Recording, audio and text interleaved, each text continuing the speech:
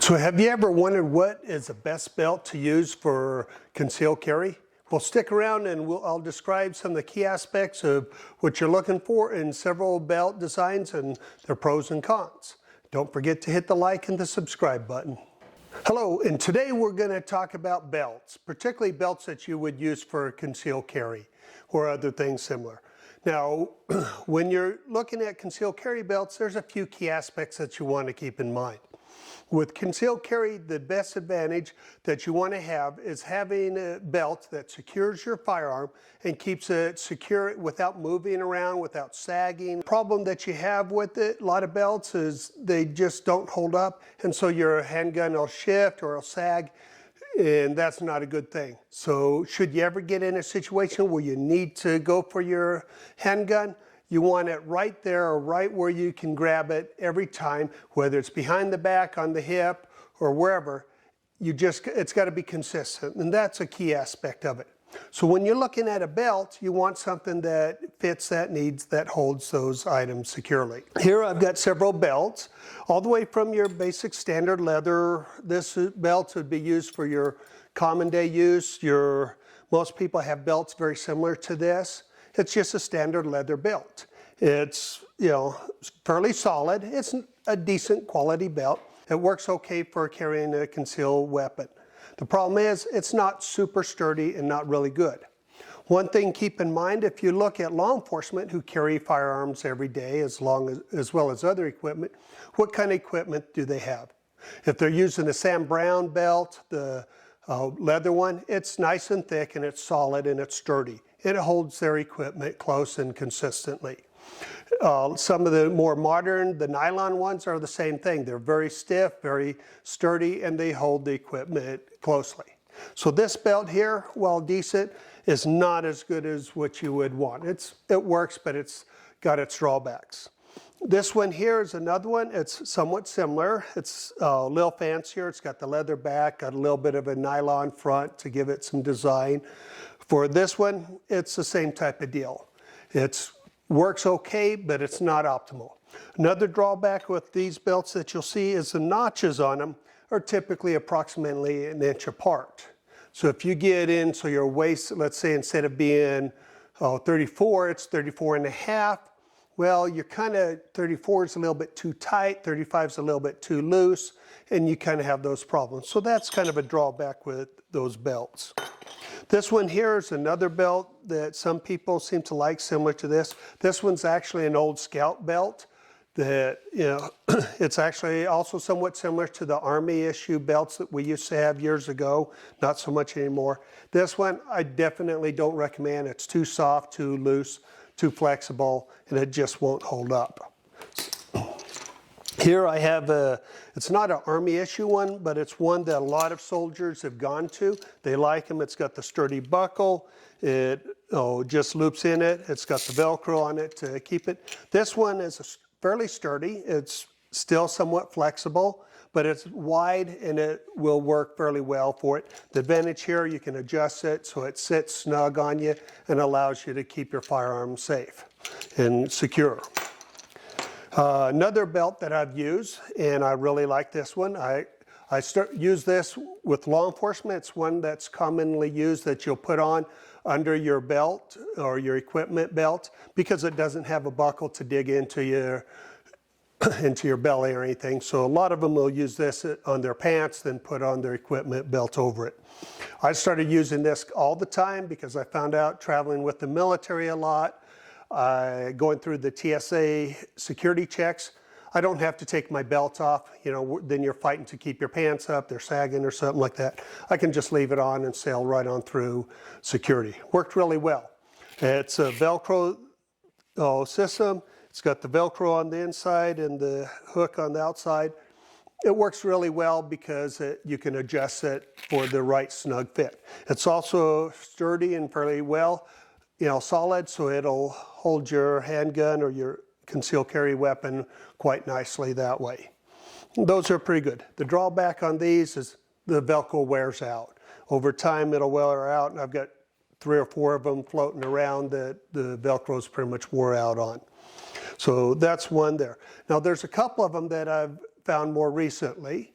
that I like, and they have some definite pluses to them. The first one is produced by Groove Life.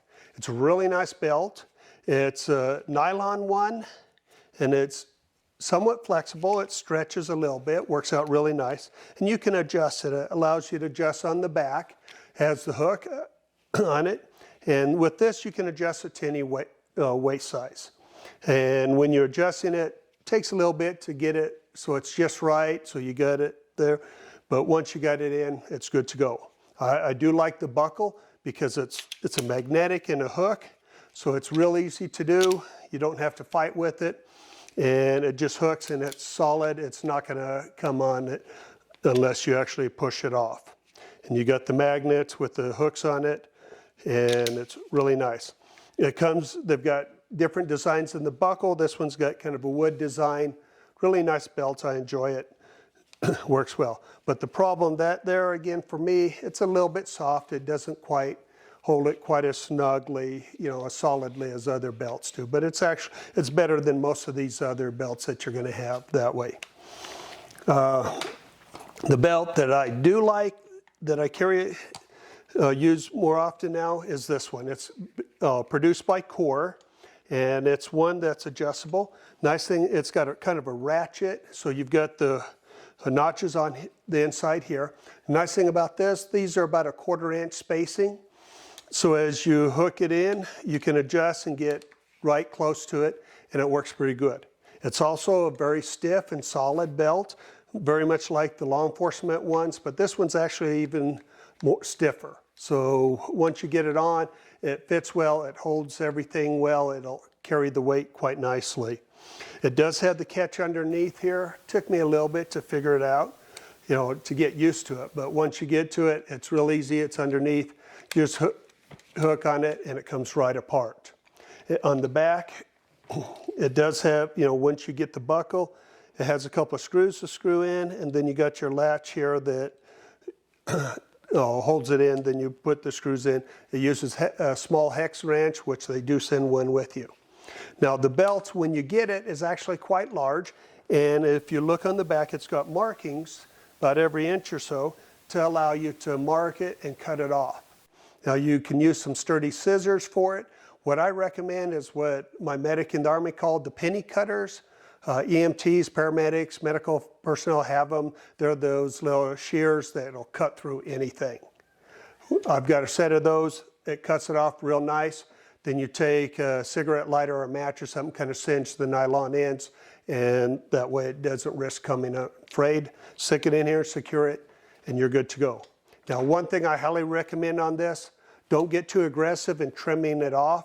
If it says cut it to 34 inches, don't cut it to 34 inches. Take a little bit longer and work it in. Because if you get it in and you get it too short, you can't add on. And these belts run in at about $120 a piece. You don't want to do that. So it's easier to get it. And even if it comes out kind of long, you say, okay, now I can cut off another 2 or 3 inches, and you work it in until you get to the right length that you want sticking out on the end. If you cut it too short, you can't add on.